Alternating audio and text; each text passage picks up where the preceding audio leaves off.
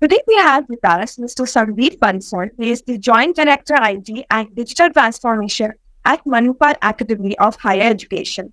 A very warm welcome, sir. Thank you for joining us at CXOTV. Thank you, Urmi, for making this. Thank you, sir.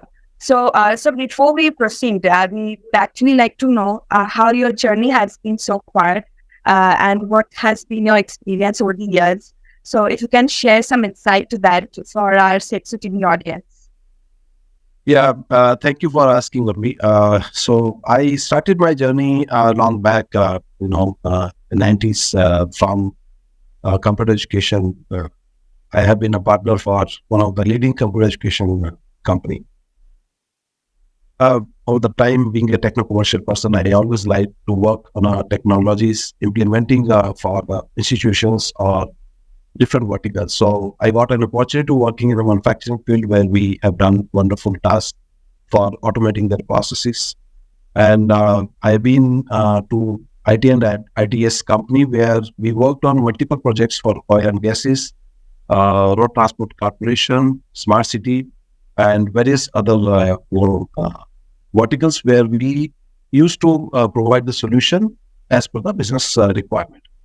My instance with the higher education started 3.5 years back. I joined one of the premium university in Bangalore, where I got an opportunity to study higher education vertical, and we worked on various challenges we understood on day-to-day operations as well as teaching and learning processes, how to digitize or can do a digital transformation for higher education, and that was a new age requirement nowadays. If you see higher education vertical across India, they are looking for a transformation. And I got an opportunity with the Manipal Academy of Higher Education to work on the current implementation and improvise the user experience. When I say it's a multiple user interacting, because working in enterprise and working in an institution are two different things. Institution is full of life.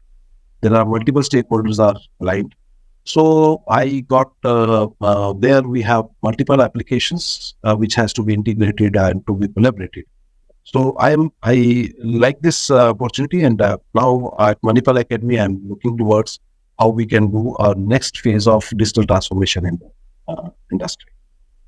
Thank you for sharing your journey. And I think definitely since the entire world is going digital, it's so important that even the education sector should grow in that. Yeah. So as the joint director of IT and digital transformation in the higher education sector, so what do you think that what are the roles that are required in which are technologically inclined, shaping the future of the education? Higher education is talk about in now looking towards at least after pandemic, we see there is a lot of automation in processes are required. So when you say how the digital transformation is going to change the life, the student who is a learner in the education and the faculty who is a trainer, their experience of learning and training has changed, especially after the digitizations happened or they have been bound to learn or teach during these 2 years of pandemic. So now higher education is looking towards having a process in place where from the student acquisition till his entire life cycle has to be digitized, where his entire academic learning outcomes, his journey from the courses he has covered, whatever the internal and external assessment has been done. So those has to be so meticulously evaluated so that the dependencies on the external factors can be reduced and more transparency can be bring. Second part where it comes, because a student when coming to higher education is not only about learning. It is about because these are the crucial golden time of his career when he spends his time in the education during the college or university. So he stays there for 4 years in the hostel or somewhere. So those kind of seeing how we can make it more comfortable. At the time where you have so many of apps, so integrators, aggregators available, or user friendly experience for a student while he's staying in the hostel. So those are the things which we are looking beyond that. And uh, learning has no boundaries, right? So when we say we look learning of a student experience can be made it better or better by integrating various learning platforms and making it a kind of a learning where a student can go beyond his classroom and learn it. Moreover, there are systems where we look to student has missed the class, how he can revise the class by having a lecture capturing system or something available. So classrooms has been going to be automized. Classrooms has to become not only a smart classroom, it will become a smart and interactive classrooms, having a required equipments available. There is trainers and learners. They have to get equipped with the new solutions and new age learnings and making their experience during the stay of this career is more, encouraging, collaborative, so that they can, engage with their colleagues. They can engage with the people at the university. Over and above the operations of a university, it is unlike other, organization. In university, the operations are very, very tedious. It is we have so many functions where you talk about administrative functions where we say admissions, IT operations, registrar office, examinations, and the general services are there. So those operation has also, we want to make it a platform so that management of all these activities can be. So as a whole, I look towards the next 5 years. The institutions, every institution look towards having one good platform where they can run the entire university operations well and create a good user experience by those applications. I think is this entire adaptability of digital transformation in the educational sector happened like post-COVID, like during the times of COVID rather. Like otherwise people, we cannot imagine like going beyond our textbooks and getting into this virtual screen to understand the subject matter. I think this shift has happened, and definitely there are challenges while accepting these shifts. But as you mentioned, for every circumstances, there are positive aspects as well. In terms of the administrative talked about, and it's very process much more smoother. And this visual representation of content actually helps in engaging the students and learning more, not just through the words of the text. So I think this digital transformation buzz is still a thing in higher educational sector as well. So how do you define digital transformation in the context of universities, and what are the primary objectives and benefits out of it? So when I say digital transformation in the system like university, what any learner or any student who's taking admission in the university like institutions, his journey is required to be, it's a lifetime event for him, for in his life. And those reports, those journey required to be captured for any kind of event where it is required to be presented. There are statutory requirements. There are, other government of India education boards. They have their requirements. So which we need to have need to be recorded in our system. Second part, when I say how this buzzword is going to impact the lives. So as you rightly said, a student who is learning through textbook. So there are every kind of student. Some people, they are very good learner. They can go with the textbook and read it. There are learners, they just want to see the process visualization, and through visualization, they get the things. And technologies like AR, VR, 3D modeling, we are looking towards how to make the experience of a learner better. Third thing is when I say MOOC platform, so many companies or many organizations, they're coming forward. They have their learning platforms. So because the technology is a keyword in any industry to where you go. You can be a student of any program, but you need to be a technological, you should know the technology. You should have a grip on some one or other thing in the technology.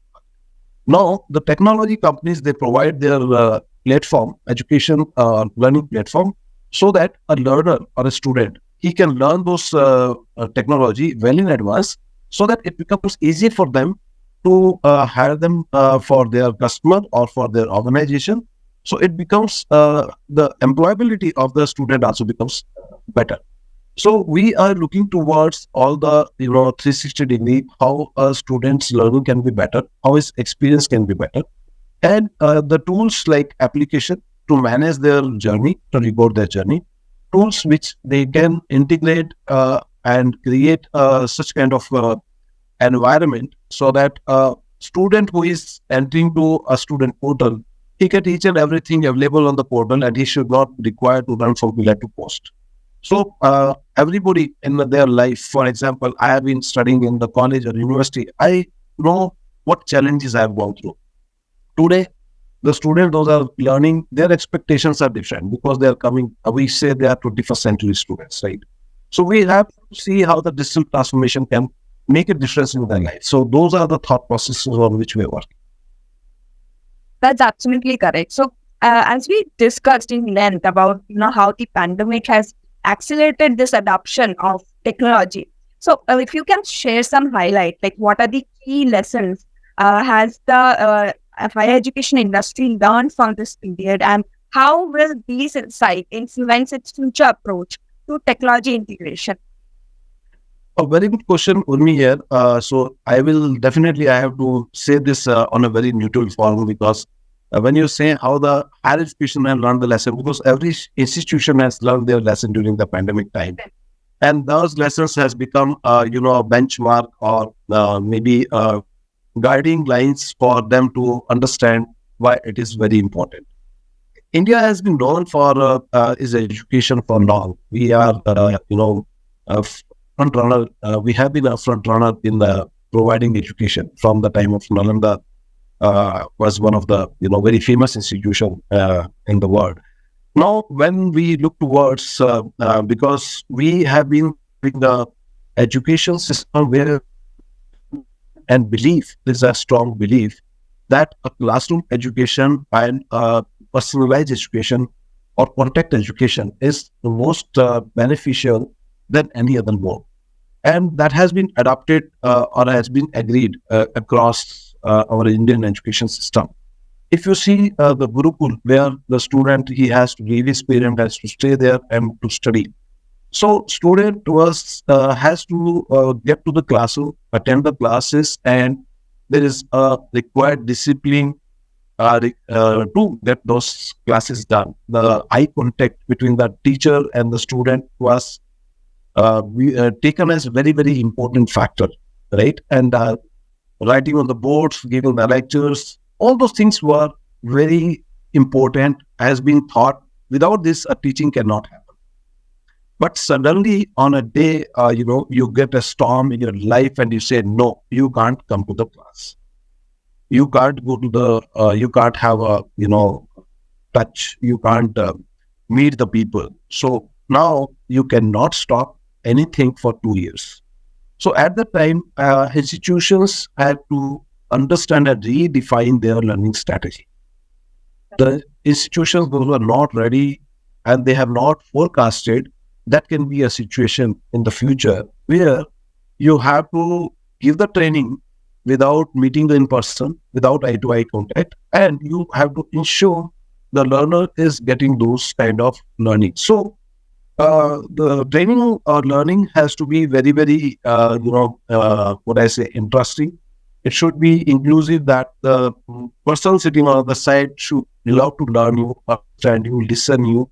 And for 2 years, they have to went through these all processes, and it has been understood that the technology infrastructure is very important. Second part is, other than the classroom content, teaching from the books by a trainer, they must have some key contents so that at any stage of time they can be delivered to the student. There should be another way of learning where, in case a student is not able to attend the class, he should be able to go to this platform and he can learn and he can appear into the examination, evaluation. So the learning which has taught up is where they have to be future ready. The infrastructure has to be so robust that any kind of situation they can be able to adopt that technology.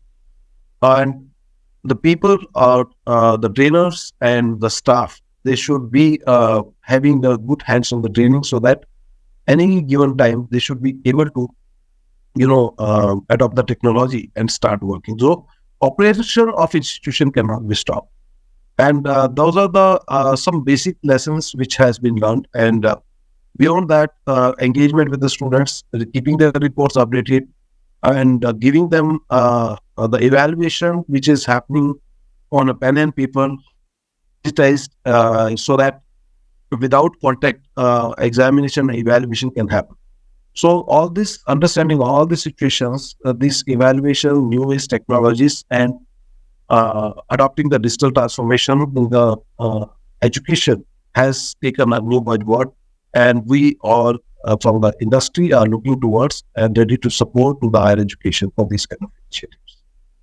As you were just talking about this concept of personalized learning, and which has definitely gained so much of momentum in the recent past. So, how we would like to know that how is the higher education sector leveraging these technologies to cater the individual student needs and as well as enhance the overall learning experience?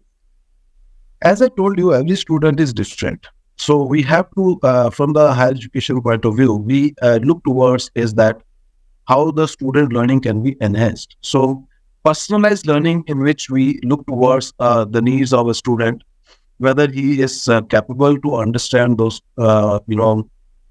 lectures, and what are the best ways which through which he can be uh, articulated the learning. So we look towards, as I told you, the solutions like AR, VR, AI-based solutions. Those can understand the student's mind frame, and can help him learning the concept what he want to do. So when I say personalized learning, in that personalized learning, we look towards the solutions those can fit to the need of a person, and he can deliver those things. A student, for example, if I say a student who is handicapped and a student who is fit, both needs equal opportunity. Both wants to have equal learning. Both want to excel in their career. So to make them enable in these kind of achieving their dreams and breaking the glass ceiling, we look towards what kind of technological solutions those can help them in their learning process, so that that can bridge the gap between student to student, and deliver the similar kind of experience to one kind of student, and they can excel in their career, irrespective of their challenges in their personal understanding or their learning. As we were just mentioning about the technologies, be it AI, VR, or artificial intelligence, machine learning, which has gained so much of potential to completely revolutionize the education sector.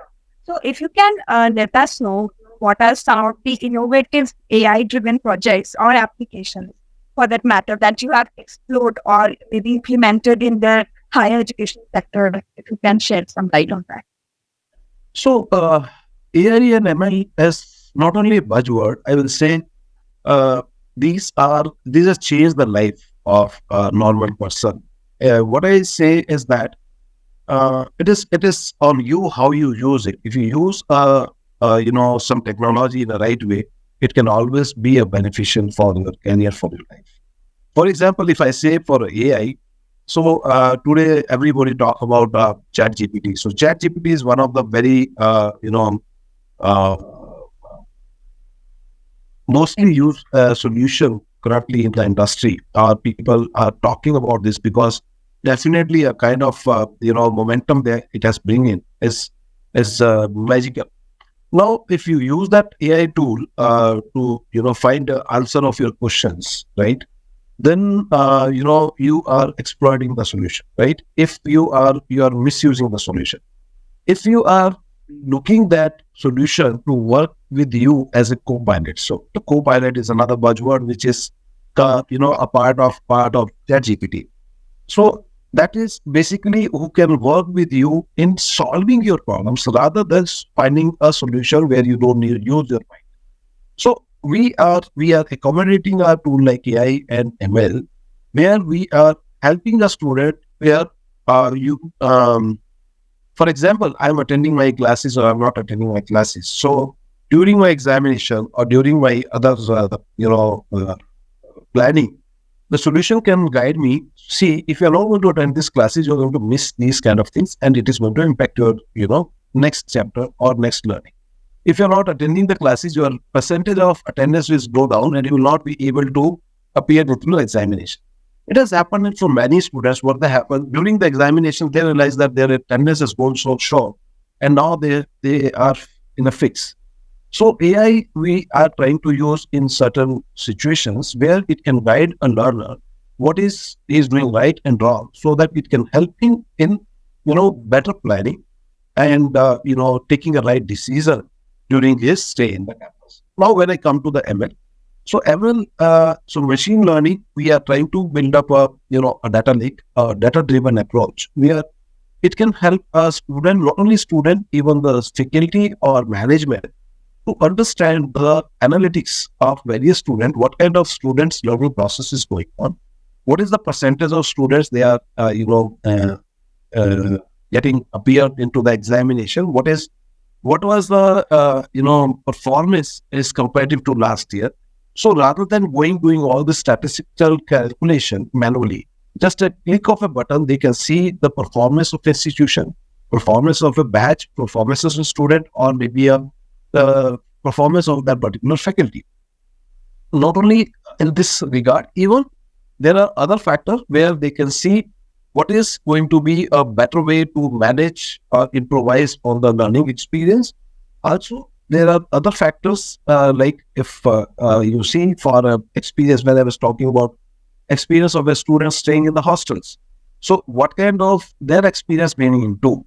So those feedbacks, those data which is going to be generated by those during his stay within the application will help us to take a data-driven approach and help us in taking a right decision for those things. As we discussed in depth, how technologies are leveraging the education sector. So, the digital divide can be a barrier as well in accessing the quality of education for certain students, considering the population as well. So, how do you address the challenges of digital inclusion and equity in your institution's digital transformation initiative?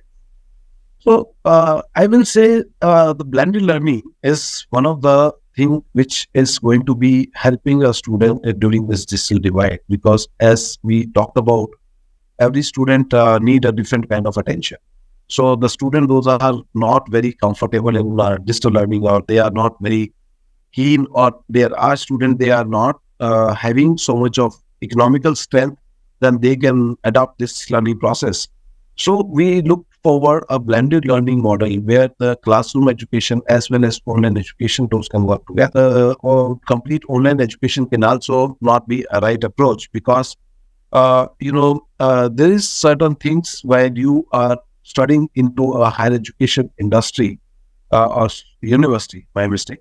So while studying in higher education, you not only get a learning for a particular topic or a subject, it also give you a learning of life. It gives you a discipline. It teach you behavioral skills. It gives you analytical skills.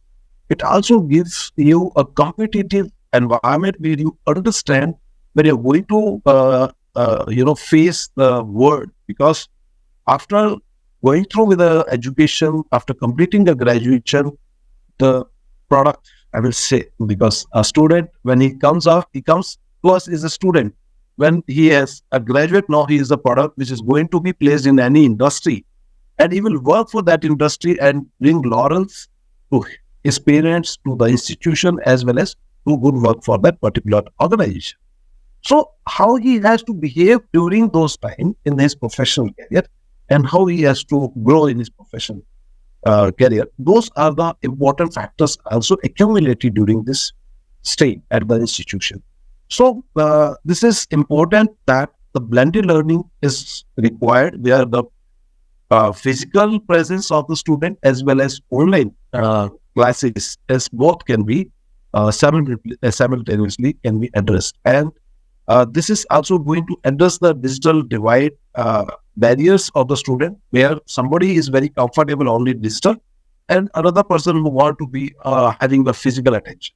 So those things can be addressed. Addressed about this blended learning culture. I think online learning platform have massive open online courses has gained so much of popularity in today's time.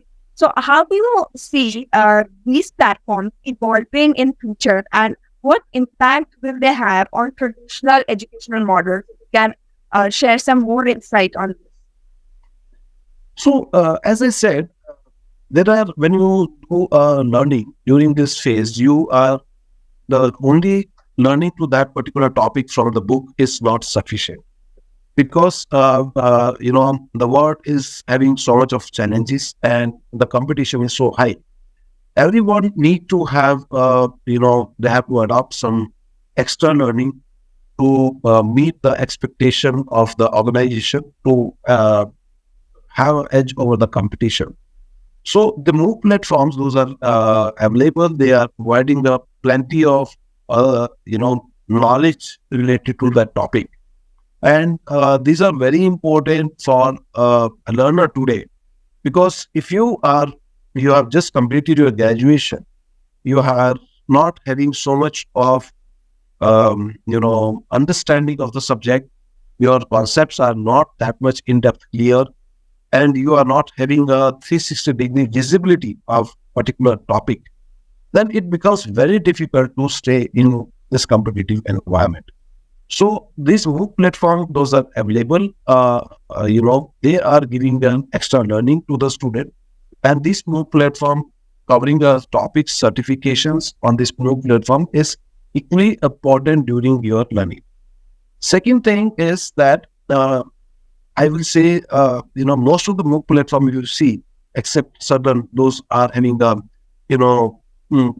business model, which is for profit.